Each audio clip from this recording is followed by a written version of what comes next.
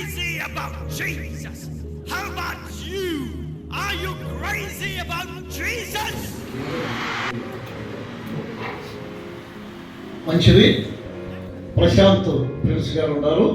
మరి కొన్ని విషయాలు మనతో మాట్లాడతామని చెప్పినట్టుగా తెలియపరచబడింది. ప్లీజ్ అండి వారు వచ్చి క్లుప్తంగా మరి 3-5 minutes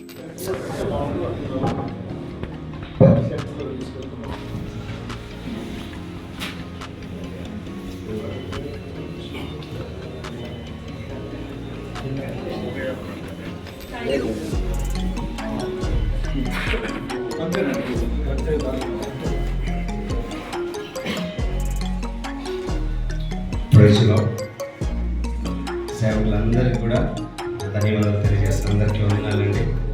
ఈ యొక్క షేలింగపల్లి పాస్టర్స్ అసోసియేషన్ యొక్క అధ్యక్షులైనటువంటి ఇజ్రాయల్ గారికి, తర్వాత యశ్వదమయ్య గారికి, తర్వాత ప్రసాద్ గారికి, తర్వాత ధర్మియాన్ గారు, మిగతా వారందరూ కూడా శుభాలు తెలియజేస్తున్నాను. అక్కడికి ముఖ్యంగా ఒక చిన్న విషయాన్ని మీకు అందరికి తెలియచేయడానికి ఇక్కడ నేను నిలబడ్డాను. దాని గురించి కేవలం 2-3 నిమిషాలు మాత్రమే నేను మాట్లాడి ఇది ఈ కార్యక్రమం ముగించేస్తాను. So first of all we have come for the team called lion of Judah. Lion of Judah అనేటువంటి ఒక టీం నుంచి మేము ముఖ్యంగా నేను ఇక్కడికి వచ్చాను. నేను మీ అందరికీ కూడా ఇప్పుడున్న చాలామందికి నేను తెలుసు అనుకుంటున్నాను. ఫస్ట్ విజయ్ కుమార్ గారు మా నాన్నగారే, మరి కుమారుడు నేను షేలింగపల్లిలోనే ఇక్కడ నేను పుట్టాను, మియాపూర్లోనే ఇక్కడ పెరిగాను. అయితే నా చిన్నతనం నుంచి కూడా నేను చూస్తున్నటువంటి ఒక విషయం ఏంటంటే, సేవకులు పడుతున్నటువంటి కష్టాలు, బాధలు ప్రత్యక్షంగా నాకు తెలుసు.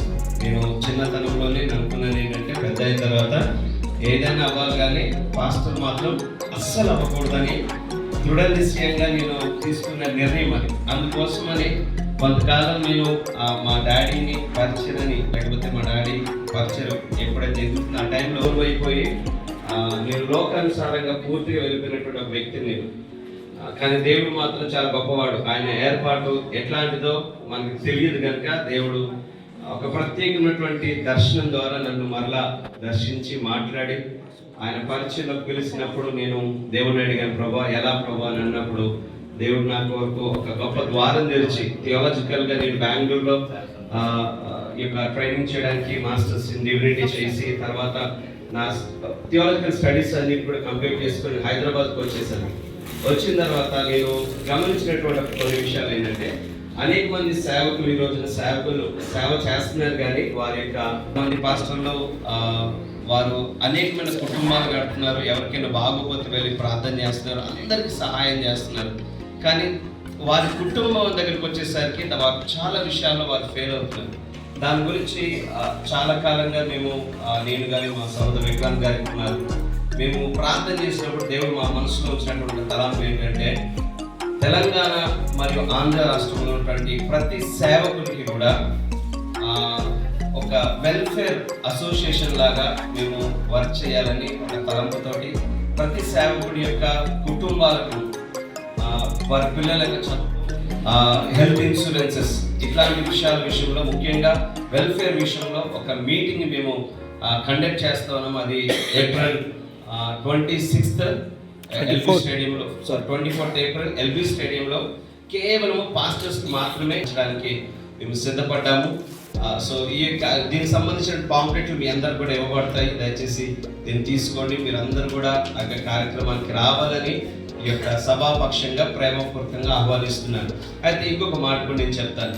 ఈ యొక్క మీటింగ్ యొక్క ఉద్దేశం ఒకటే, 1 వాయిస్ 1 విజన్ 1 రోల్. మనం క్రైస్తవులందరం కలిసి ఒక్క స్వరంగా మారాలి. క్రైస్తవులందరికీ ఒక్క దర్శనం. అంటే అది ఏ దర్శనం అంటే, ఆత్మను సంపాదించే దర్శనంతో పాటు మనం అందరం కలిసి ఒకటై ఉన్నాము, 1 యూనిట్ 1 స్పిరిట్ అయి ఉన్నామని చెప్పగలగాలి అందరికీ.